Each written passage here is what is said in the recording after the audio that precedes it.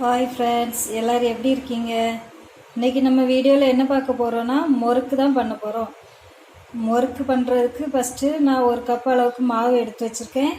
இந்த மாவு எப்படி ரெடி பண்ணேன்னா, நான் வந்து ரெண்டு கிலோ பச்சரிசி, 2 கிலோ பச்சரிசிக்கு 1/2 கிலோ உளுந்து, 150 கிராம் இட்லி அரிசி, 1/2 கிலோ உளுந்தையும் நல்லா வறுத்து இந்த பச்சரிசி கூட சேர்த்துக்கணும்.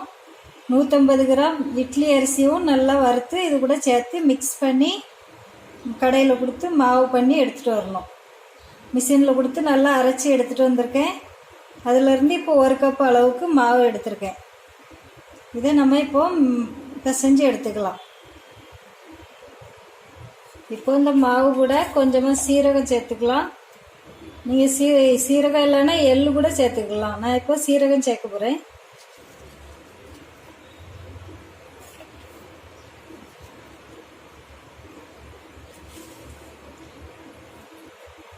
இப்போ இதுக்கு தேவையான அளவு உப்பு சேர்த்துக்கலாம்.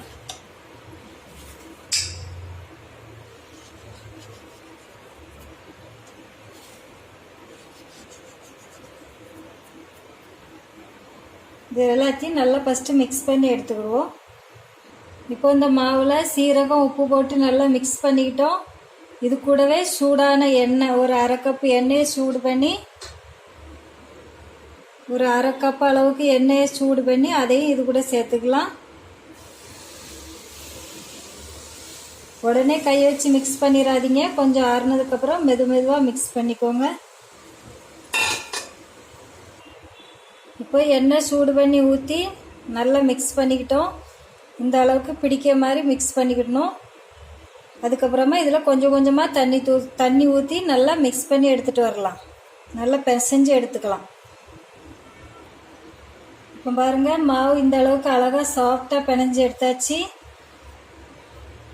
இது எப்படி பண்ணணும்னு இன்னொரு டைம் சொல்லியிருந்தேன். மெஷர்மெண்ட்டு 2 கிலோ பச்சரிசி எடுத்துக்கோங்க.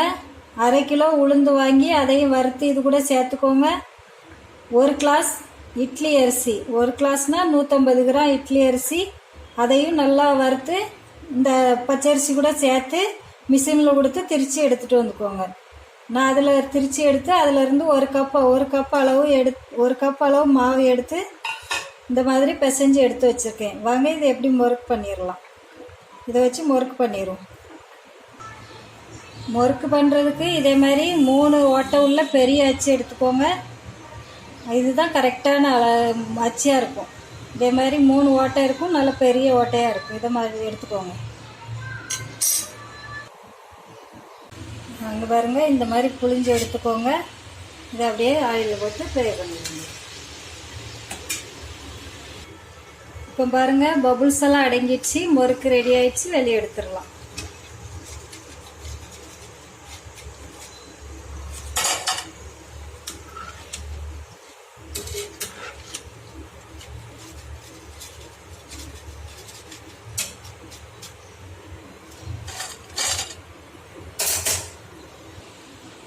இப்போ பாருங்கள், நம்மளோட அழகான முறுக்கு தயாராகிடுச்சு. இதே மாதிரி நீங்களும் செய்து பாருங்கள். இந்த வீடியோ உங்களுக்கு பிடிச்சிருந்தா லைக் பண்ணுங்கள், ஷேர் பண்ணுங்கள், கமெண்ட் பண்ணுங்கள், சப்ஸ்கிரைப் பண்ணுங்கள். அப்படியே மறக்காமல் பக்கத்தில் உள்ள பெல் பட்டனை கிளிக் பண்ணிடுங்க. என்னோட சேனலுக்கு சப்போர்ட் பண்ணுங்கள்.